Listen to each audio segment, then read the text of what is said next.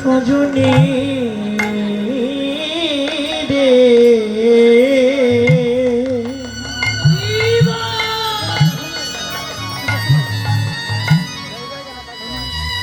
সজনী আমার বধূ বুঝিয়া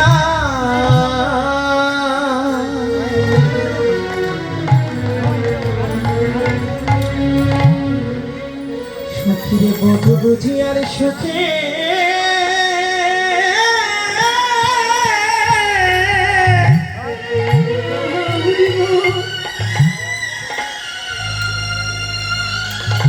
ওরে সুখী নাই রে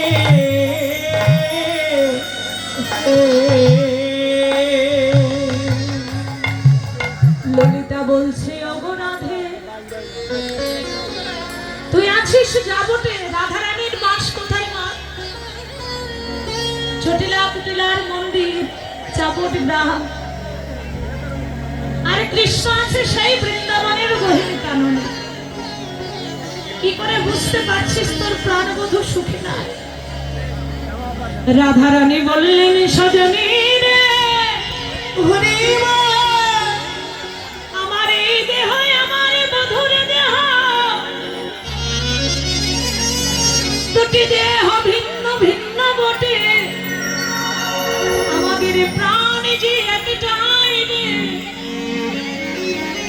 দেহ দুটি আলাদা কিন্তু প্রাণ যে আমার একটাই। আমার বধূ কাঁদলে আমি কাঁদি,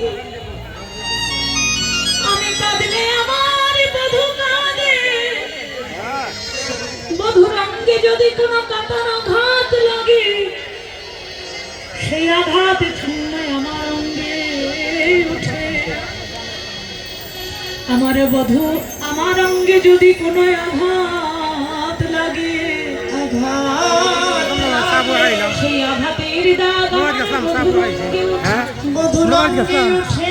সজনীরে জানিস বিধাতা তৈরি করেছে দুটি আলাদা দেহ, কিন্তু আমাদের আমি আমার ঘরে বাস করি, যে ঘরে কৃষ্ণ নাম তো দূরের কথা, কৃষ্ণ নামের আদি অক্ষর ক পর্যন্ত বলিতে মানা। ললিতারে আমায় নীলে বসনে পড়তে দেয় না, আমার ঘরে হতে আমি না বিদেশ, এই ঘরে থেকে কি বধূর সঙ্গে মিলিত হওয়া যায়? তোরাই আমার এক দ্বারে বাঘিনী, আরেক দ্বারে আমার সাপিনী। তাদেরকে বলছে মা সাপিনী আর বাঘিনী কারা? জটিলা আর কুটিলা, তারাই হলো কৃষ্ণবাদিনী, তারাই সাপিনী আর বাঘিনী। কেন জানেন? যেদিন রাধারানীর বিবাহ হয়, বিবাহ করে এনেছে আয়ান ঘোষ, বিবাহের রাত্রিতে রাধারানী গুনগুন করে কাঁদছে। এমন সময় আয়ান ঘোষ ভাবছে নিশ্চয়ই বাবার বাড়ি ছেড়ে শ্বশুর বাড়িতে এসেছে, ছোট বয়সে হয়তো মায়ের কথা মনে করে কাঁদছে। এবার কাছাকাছি এসে শুনছে রাধারানী বদনে কৃষ্ণ কৃষ্ণ কৃষ্ণ বলে কাঁদছে। সর্বনাশ! এ সমাজে আমার একটা মান সম্মান আছে, কেউ যদি শুনে নেয় যে আমার স্ত্রী, আমার ঘরের বধূ অন্য পরপুরুষের নাম ধরে কাঁদছে, তাহলে কলঙ্ক হবে। তখন কি করলেন? আয়ান বিশ্বকর্মাকে ডেকে এক রাত্রির মধ্যে একটা ঘর নির্মাণ করলেন। সেই ঘরে কোনো জানালা নেই, দুটি দরজা, এক দরজায় আছে জটিলা, আরেক দরজায় পাহারাই কুটিলা। রাধারানী যে কৃষ্ণ কথা বলবে, আমার গোবিন্দের কাছে যাবে কেমন করে? সজনী, ওই নিষ্ঠুর বিধির প্রাণে বুঝি দয়া নাই, যদি থাকতো তবে কি দুটি দেহ ভিন্ন ভিন্ন করে আমায় পাঠিয়ে দিত?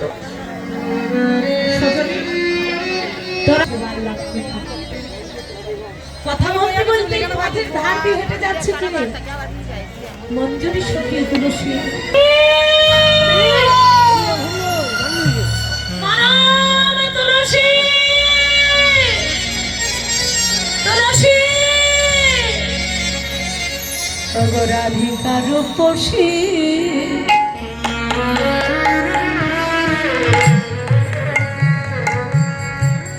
লইলা তুলসী কাহায় মধুর কথা ওরে রাধিকা রূপসী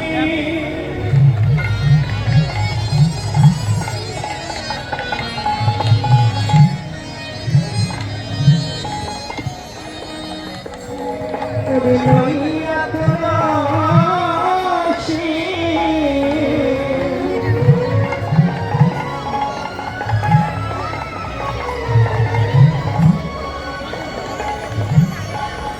কই হে গো দূর কথা